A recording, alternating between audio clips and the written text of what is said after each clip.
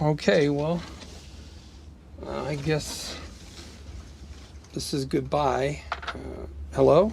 Hello?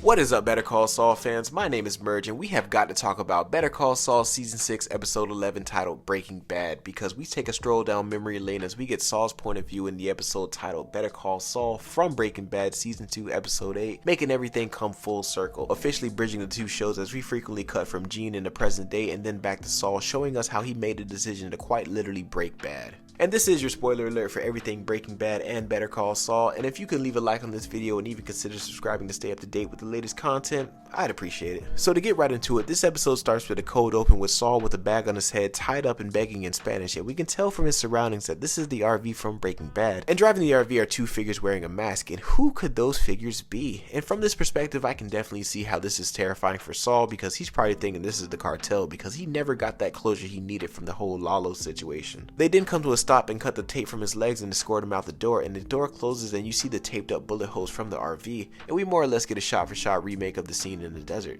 Oh! Oh, no, no, no, no! Oh! Oh, no, no, no, no, no, no! And then title sequence, and again like the last episode, we mostly get solid blue with a bit of static with flickers of the Better Call Saul theme, telling us as an audience that there may be some back and forth in this episode. We begin the episode in black and white with Francesca unclogging the sink for some tenants, and you can just tell, the look on her face always says, I'm just done. And that's expressed when she sees what time it is and she tells them to unclog it themselves, and then she just leaves. And while Francesca's driving, she gets the feeling that she's being followed, and once she feels that she's safe, she decides to head over to a payphone. This must be where Saul told her to meet her in this scene. Okay, and where are you going to be November 12th at 3 p.m.? I'll be there, but if it doesn't ring at 3 on the dot, I'm gone. Don't worry. It's gonna ring. And true to her word, once 301 came, she was about to take off, but then the phone rings, and she answers the phone and we hear Gene on the line, and he's calling mainly to get an update to see what's going on in Albuquerque, but before saying anything, Francesca wants to get paid. And after finding the money through this elaborate wire setup, she fills him in and lets him know that she's still being followed even after Walter died, and said that Skyler got a deal and there's no one else for the feds to go after but him and Pinkman. And the last update that we got from Jesse was his car being found at the border, as we seen in El Camino. And she also fills him in that Huell is back in New Orleans, and the lawyer William Oakley is now a defense attorney, basically like the new Saul Goodman if his buzz benches are any indication of it. And she lets him know that she heard from Kim, who was checking in on her and even asking if he was still alive, and Gene is even shocked that she even asked about him, meaning they probably haven't spoken in a while. He pauses for a moment and says, I guess this is goodbye, and Francesca without a word or hesitation just flat out hangs up, and you can tell that's been a long time coming for her, and she's finally relieved that she's done with Saul for good. We see Gene drives away and he ends up at a crossroad, and then he comes to a different payphone and makes a call to Florida to speak to Kim Wexler. And during this conversation, we don't really know what they spoke about. All we know is by the end of the call, he was beating up the phone booth, which is never a good sign of a phone call going well. Then cutting over to Jeff's house with Jeff getting home and shocked to see Gene at his house with Marion looking at cat videos, and Jeff is worried that Gene is upset about him buying the laptop. But Gene gets Jeff to agree to changing his work schedule because he has another plan lined up. And Jeff is even confused because he thought they were done, but Gene reassures him by giving him a drink and they toast to being back in business, showing us that Jeff has loyalty to Gene. We then pick up with Gene singing karaoke at a bar, and it turns out that he lost a bet to his new friend, but really we see that he's going by Victor, and we know when he uses the name Victor, he's usually scheming, and this is no different. And we see that he's pretending to be drunk by having this setup where he has a tube fed through his sleeve, making it look like he's been drinking the drinks that's given to him, and he's making these terrible bets to ease him into getting wasted, and eventually he gets drunk enough to get into Jeff's cab where they find out where he lived, to have his friend come over to his house later to get pictures of his driver's license, credit cards, checkbooks, and bank statements, but not to take anything to alert anyone of his presence, and then he leaves without a trace. We then pick up with Saul, Walt, and Jesse in the RV, and even though Aaron Paul looks 40 when he's supposed to be 20, it's just super cool to see him in the scene together. And at this point, they're all basically still meeting each other, and Saul is at maximum Saul in the scene, and I don't know if it's the chemistry they have together, but he was just great in this scene. Listen, when I get all my ducks in a row, I'll give you a PowerPoint down at the office. But until then, just bring what we talked about, okay? And don't worry.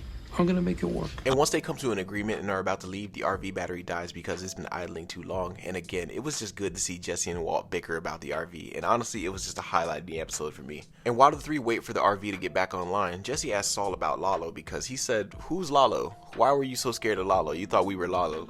I don't know a Lalo from the streets." And Saul, with a look of concern on his face, just responds with, Yeah, he's nobody, don't even worry about it. And then he asks Walter to start the RV again. It ends up working and they get out of there, and then we're treated to a cool transition of a hole in the ground, then fading to Gene back on his bed. And I'm not sure if this was a foreshadowing, but this shot definitely stood out to me. We then see that Gene has placed an order for one of those hip swivel machines, and we get a montage of his identity theft operation going on with Gene, Jeff, and his friend, showing us him falling back into that Saul Goodman persona, as he's not even cautious anymore, from him going to strip clubs and sleeping with sex workers and doing the same scam basically every night, and in many ways mirroring Walter White's Heisenberg transformation and even having the same similar hiding spot for the money. We then see Gene sitting at the bar doing his usual scam, and while having a conversation he finds out that the guy has cancer. Gene shows a look of concern and even asks if he should be drinking, and the man responds with, "You only go around once," as they both order more drinks.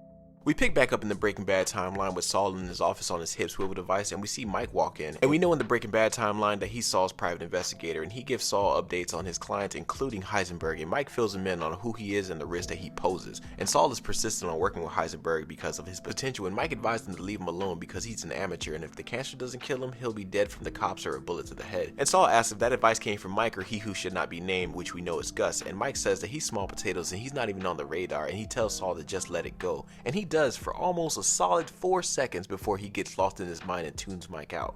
We then see Gene at home watching TV, and he gets a call from Jeff, then cutting over to Marion watching her cat videos, and then she looks out the window to see Gene, Jeff, and his friend sneak into the shed to have a meeting. And his friend didn't want to do the plan because the guy had cancer, the same as his dad, and he wasn't going to rip him off. And Gene gets fed up with the whole thing, and he ends up firing his friend and decides to go back and do the job with Jeff. And as they're on their way back to the house, Jeff is hesitant about the whole thing because he's worried that the drugs wore off, but Gene pushes and tells him not to worry about it. And as they pull up to the house, Gene tells Jeff to pick him up in 20 minutes as they exit the cab. We then smash cut to Saul in the Breaking Bad timeline, who just pulled up to the high school where Walter White works at, and he's walking towards the science wing. And in the final shot, we cut back over to Gene, who breaks the glass to the back door of the house, gaining entry to the home, and then the episode ends. So with this episode, it was very much about Breaking Bad and how Saul can't seem to help himself because we more or less get the exact same situation play out in 2 different timelines, showing us that Saul is driven by ambition, but he's also blinded by greed and the idea of winning, very similar to what Howard told him.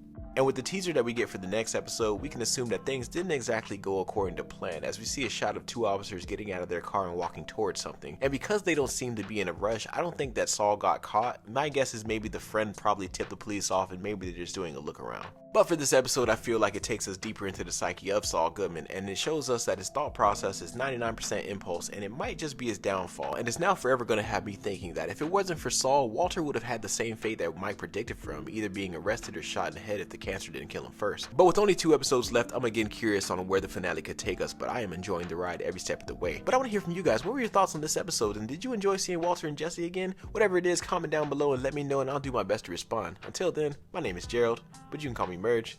Later.